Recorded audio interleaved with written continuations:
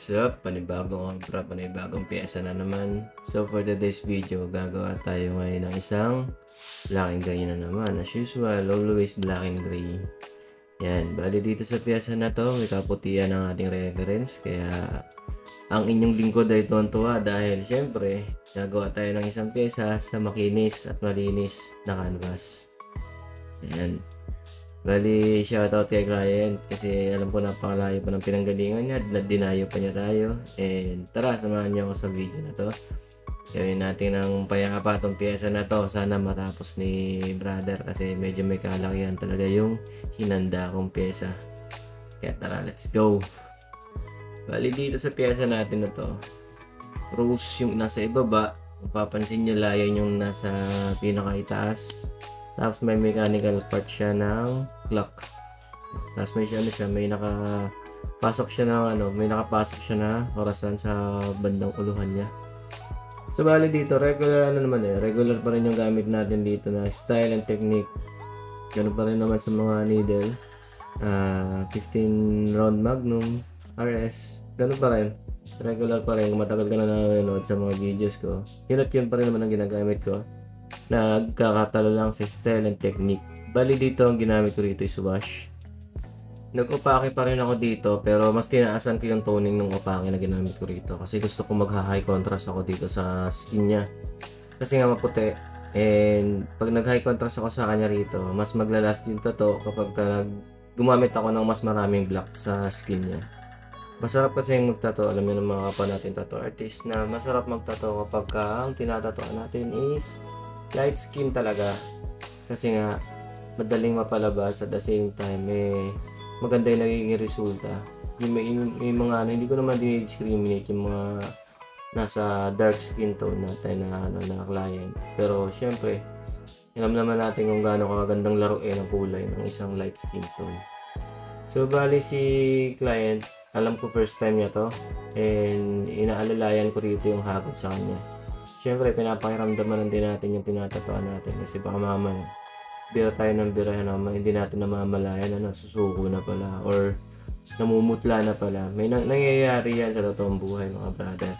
Nangyayari yan kasi nga siyempre yung si client may survive lang yung yung tattoo niya, hindi siya masyadong umiimik, hindi masyadong nagpaparamdam pero deep inside talagang dinadaing niya. Advice ko sa mga client natin, huwag niyong damahin. Makipagkwentuhan kayo sa artist, makipag-communicate kayo sa artist kung anong nararamdaman ninyo. Kasi si artist, ako bilang nagtatato, mas pinaprioritize ko yung paggawa ng piyesa. Doon ako mas lalo nakapokus kaysa sa intindihin yung nararamdaman ninyo. Pero once na alam ko kung anong nararamdaman ninyo at talagang nasasaktan kayo ng labis dun sa gawa, magbibigay ako ng space para lang magkaroon ng pagpapahinga yung sarili ninyo at yung skin din ninyo. Masakit talaga magpatato pero syempre yan siya challenge, isa yan sa challenge sa pagtato. Kaya nga marami nagsasabi, diba, nakaka-addict daw talaga magpatato. Kasi kaya nakaka-addict din yan kasi alam mo yun, napupush mo yung limit mo, napupush mo yung kakayanin mo, kung hanggang saan yung kakayanan mo pagdating sa sakit. Ngayon, once na ma-survive mo yan, kaya ko pala. Diba? Doon pumapasok yung yung instinct mo na magpagawa pa ulit ako kasi kaya ko naman Pero syempre, yan yung nagiging common mistake ng mga nagpapatato na generalize nila yung sakit. Nakala nila pare-parehas lang ang sakit pero hindi. Magkakaiba. Especially dyan sa inner arm. Yung pang wrap around yan. Solid yung sakit dyan. Talagang maraming sumusuko dyan. Maraming nakakaramdam talaga dyan ng pagkahilo. Kasi nga masakit talaga doon sa part na yun. Sa rib cage. Sobrang sakit sa rib cage. Although wala akong tattoo sa rib cage pero halos lahat ng tinatuan ko sa rib cage. Talagang masakit daw talaga siya. So ayan, halos nasa bunganga na ako dito. Natapos ko na yung rose. Ganyan lang yung paggawa ko ng isang piyesa. Baba, pataas.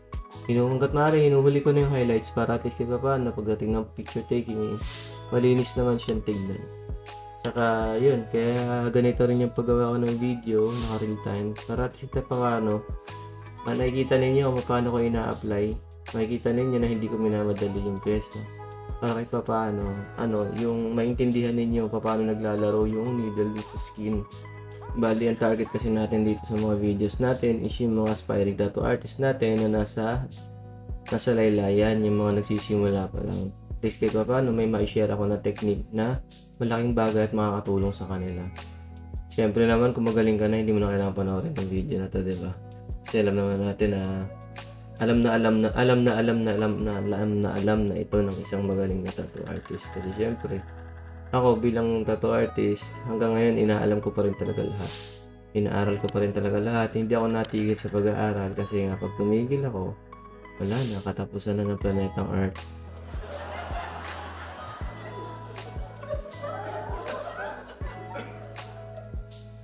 At sa lahat ng gusto magpa-tattoo, message nyo lang ako sa aking mga FB page. Dalawa yan, GMTTV, yan, tsaka JM Tattoo. At meron din tayong TikTok account. Pwede nyo rin ako message doon or mag-inquire doon. GM Tattoo TV, yan. Halos halfway na, diba? Mahirap nga lang magbalahibo pagdating sa layon kasi nga yung contrast ng layon halos pantay-pantay lang. Layering lang talaga siya kung paano mo siya ita-dark to light. Kasi nga, pantay siya, hindi siya tulad ng tigre na may may mga batik na malalaman mo kung nasaan ka na. Sa lion kasi hindi. Flat color yung ng lion. Nagkakatalo na lang to sa layer kung paano mo siya mapapagmukhang 3-dimensional. At pagdating naman sa FB account ko, pwede nyo rin ako message doon. Pwede nyo ako direct message sa aking mga main account. Yan, dalawa din yan. Peter Joseph Opus tsaka Peter Joseph Opus 2. At syempre mga tol, kahit ko kayo na mag-subscribe sa aking YouTube channel. Meron din tayo nyan, GM Tattoo TV. Yan, maraming salamat mga brada sa walang sakang pagsuporta sa mga videos ko at sa lahat ng mga nagpapatattoo sa akin. Thank you ng marami. Kung wala kayo, wala ako sa sitwasyon na to. Diba? Ayan, bali, halos pataas na kami dyan. Ramdam na ni client yung sakit dyan sa taas kasi nga, para na raw siyang binabarena. Pero sabi ko, tiis na lang tol kasi nga, nasa taas na tayo and sabi niya kaya naman daw niyang tiisin kasi nakikita naman daw niya na maganda na yung nagiging resulta. Tuwan-tuwa na siya sa progress niyan kasi nga nakita na niya yung mukha ng lion.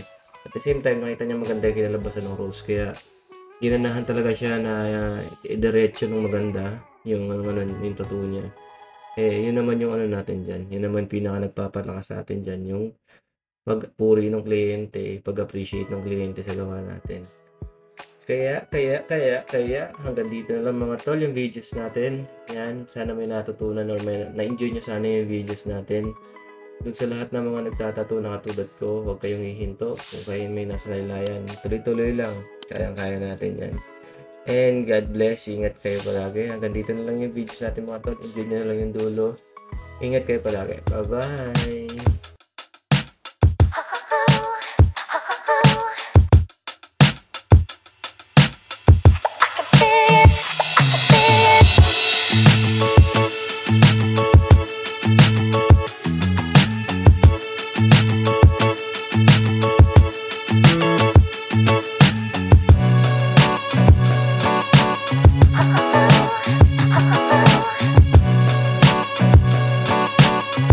I can feel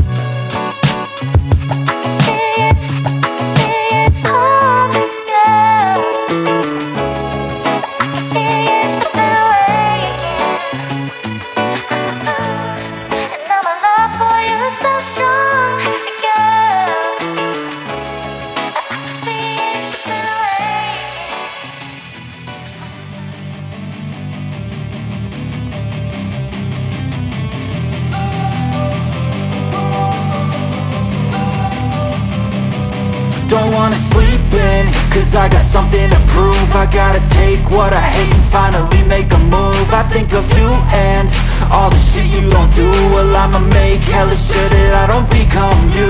I have no regrets, yeah, I'll tie up my chest. I'll never forget what it's like to be in debt. Been stabbed in the back bed, I'll show you what happens. Pass me the mic and I'll show you with action. I feel this pain, you already know. Turn that to gains, let my money show. I've got these things that I can't let go. Watch me turn this life into something that you could never own. I feel this pain, you already know. Turn that to gains, let my money show.